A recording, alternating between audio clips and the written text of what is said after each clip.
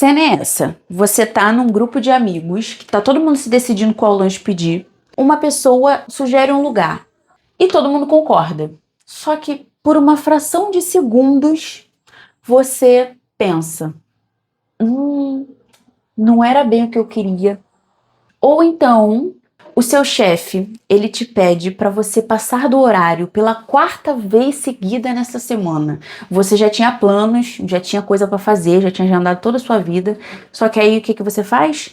Você olha para ele e fala assim: claro, sem problema.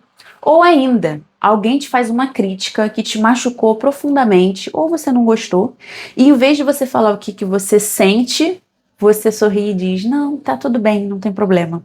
Se você se reconheceu em alguma dessas cenas, esse vídeo é pra você.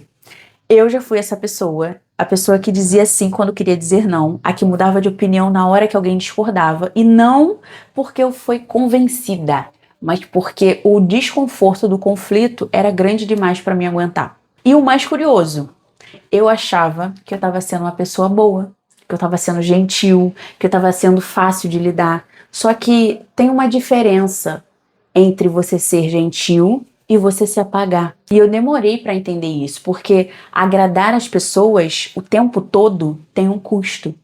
E ele não aparece de uma vez, ele vem devagarzinho, de mansinho. Às vezes é um cansaço que você não sabe explicar, é um ressentimento que vai acumulando, é uma sensação estranha de que você não tá vivendo a vida sua, sabe? E o pior é que quando você faz isso, você vai perdendo o contato com o que você realmente quer, pensa e sente. E eu me lembro de um dia específico no trabalho que eu estava fazendo 3 funções diferentes, eram de 3 cargos diferentes, ao mesmo tempo. Eu estava muito sobrecarregada. Por quê? Porque as pessoas foram saindo, eu fui ficando, eu fui assumindo, fui deixando, porque eu não sabia dizer não.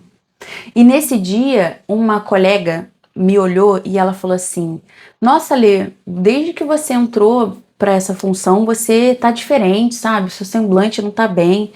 E aquilo ali foi um soco no meu estômago, porque as pessoas estavam reparando isso. E eu percebi o que estava acontecendo. Até que, nesse mesmo dia, uma outra colega chegou para mim dessa outra função que eu fazia e ela pediu para mim render ela no horário de almoço. E eu disse não. Isso era 11 da manhã, tá? Não era meio-dia, não era 1 hora da tarde. E eu já tava no meu limite. E aí ela não gostou, ela foi reclamar com a gerente também não gostou, ficou todo mundo bravo comigo. Eu voltei pra minha função principal e fui fazer meu trabalho com o coração apertado, porque dentro de mim ainda tinha aquela voz dizendo: você deveria ter ajudado ela. Ela tava com fome, tadinha. Mas eu também sabia que se eu tivesse dito sim, seria mais uma vez que eu estaria colocando todo mundo à frente de mim. E foi aí que eu entendi que tinha virado um hábito para mim agradar as pessoas. Isso já era automático. E eu tava me perdendo no processo. E aí eu voltei com o meu trabalho, né? Meio mal com aquilo. E um professor chegou para mim e conversou comigo. E ele falou assim: Lê, eu vou te dar um conselho para você levar para a vida toda. E eu quero que você leve esse conselho para você também. Quando você não quer algo, imponha o seu limite desde o início. Porque quando você cede primeiro e resiste depois, as pessoas elas não veem como alguém que chegou no limite. Elas veem alguém que mudou. Alguém que não é mais a mesma, alguém que é grossa, sabe? Que é chata. Mas quando você se posiciona desde o começo, as pessoas elas aprendem quem você é. E ninguém questiona. Aquilo me atravessou de uma forma, porque era exatamente o que eu estava sentindo, o que eu estava passando. E eu tinha passado anos da minha vida cedendo, aceitando, que quando eu finalmente disse não, eu virei a vilã da história. E eu mudei a partir daquele dia, mas não de uma vez. Eu comecei a entender que falar sobre o que eu quero e o que eu não quero não é grosseria, é clareza, porque tem algo que eu aprendi e eu quero que você leve desse vídeo. Quando você fala desde o início, você não precisa se defender depois. As pessoas, elas gravam a primeira versão que você mostra para elas. E se você se mostra sempre disponível, é isso que fica. Se você se mostra que é uma pessoa com limite, é isso que fica. E tem mais. Toda vez que você fala o que pensa, o que quer e o que não quer, você não está só comunicando para o outro, você está confirmando para você mesma quem você é. Mas aí vem a pergunta que eu me fiz para mim há muito tempo atrás. Por que eu era assim? Porque ninguém acorda num dia e fala assim, hoje eu vou agradar todo mundo. Isso vai acumulando, isso vai acontecendo, isso vai sendo construído com o tempo. Às vezes começa na infância, onde você morava numa casa que, se você demonstrasse quem você era, gerava conflito, onde você aprendeu que era mais seguro se calar do que se expor. Às vezes, pode ser num relacionamento, que você precisava se moldar ao outro para ser amada. Que se você discordasse, a relação ficava meio estranha, que era mais fácil ceder do que enfrentar o peso do conflito. E aí você foi abrindo mão das suas opiniões, das suas vontades, das suas necessidades. Às vezes é simplesmente um medo. Medo de decepcionar, medo de perder pessoas, medo de ser vista como difícil, como egoísta, como chata, como ingrata. Medo de que se você mostrar quem você realmente é, as pessoas vão embora. E aí a gente vai criando um jeito de ser no mundo que parece generosidade, mas no fundo é medo de não ser aceita do jeito que a gente realmente é. A gente aprende que se dizer sim abre portas, que concordar evita brigas, que se apagar um pouquinho faz todo mundo ficar mais confortável. O problema é que nesse processo a pessoa que fica mais desconfortável é você. E tem uma ironia aí que a gente demora um pouco para enxergar. As pessoas que são mais respeitadas, que são mais valorizadas, não são as que dizem sim, são as que dizem não, que têm opinião, que se posicionam, são as que sabem o que querem e não têm medo de dizer. A gente passa anos tentando ser aceita, sem perceber que é exatamente o contrário que gera respeito. E é isso que eu vim te mostrar aqui hoje. E qual o preço disso tudo? Porque tem um custo e ele é muito alto. O primeiro é o cansaço. Não é aquele cansaço que de quem trabalhou muito, é um cansaço diferente. É um cansaço de estar sempre ligada no que o outro precisa, no que o outro quer, no que o outro vai achar. É desgastante viver monitorando o humor e a opinião das pessoas ao redor para saber como você deve agir.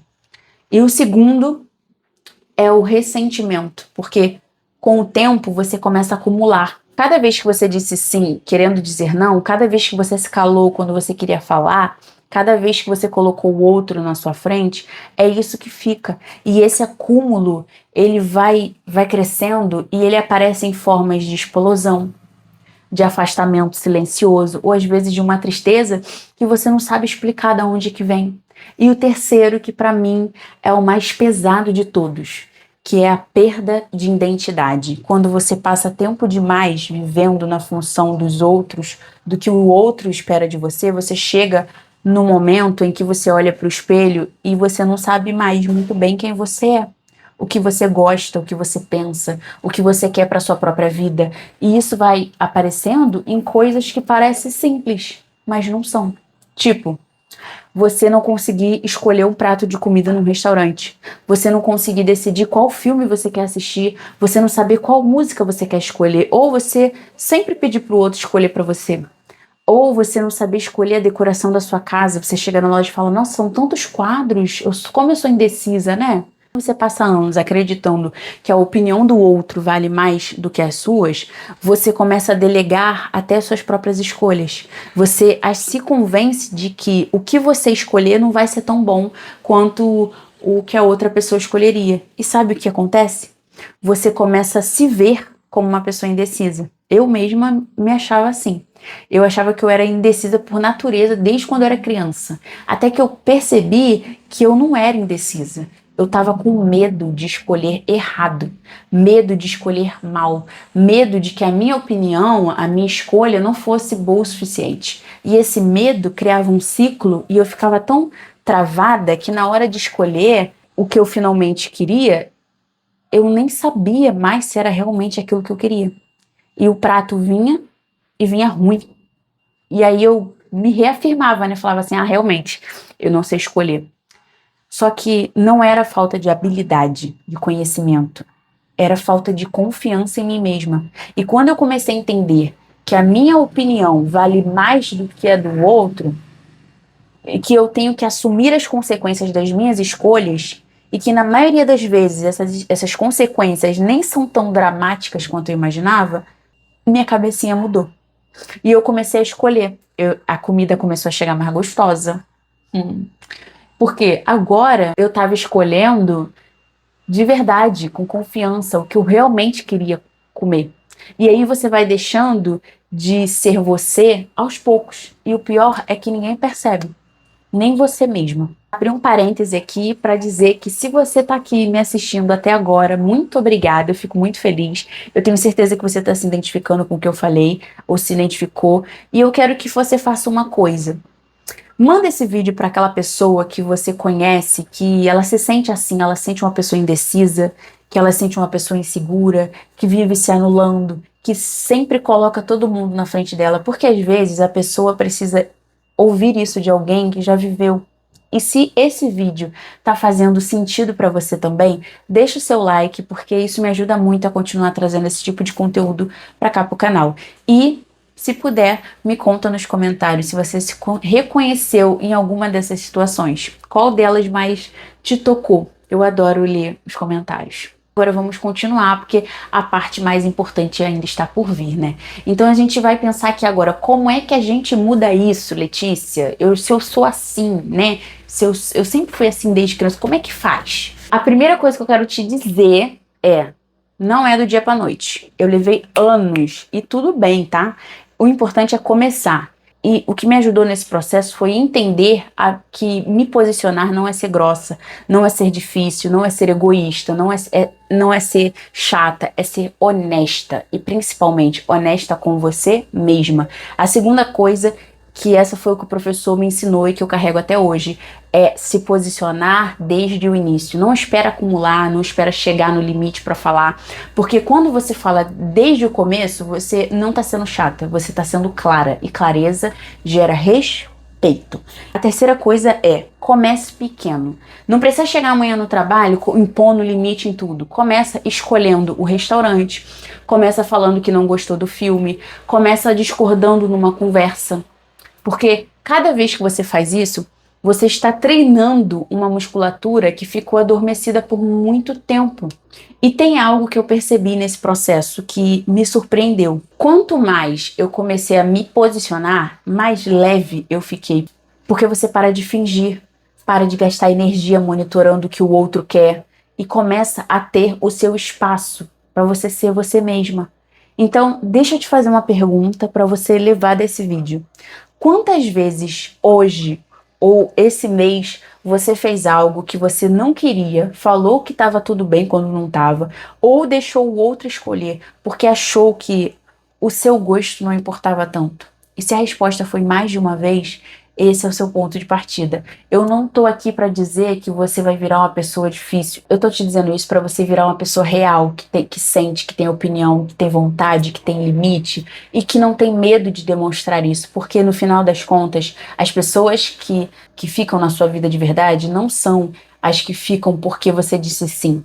São as que ficam porque te conhecem de verdade, que gostam do que vem. E se enquanto eu tava falando isso, você tava com essa vozinha na sua cabeça, porque pode acontecer, né? Mas e se as pessoas não gostarem do que vem? Eu preciso que você fique de olho no próximo vídeo, porque é exatamente disso que eu vou falar. Você merece relacionamentos reais, você merece uma vida boa. E se esse vídeo te tocou, me conta aqui nos comentários qual parte mais fez sentido pra você, que eu vou ficar muito feliz de saber. Eu espero muitíssimo que você tenha gostado desse vídeo. E é isso. Um beijo e até o próximo.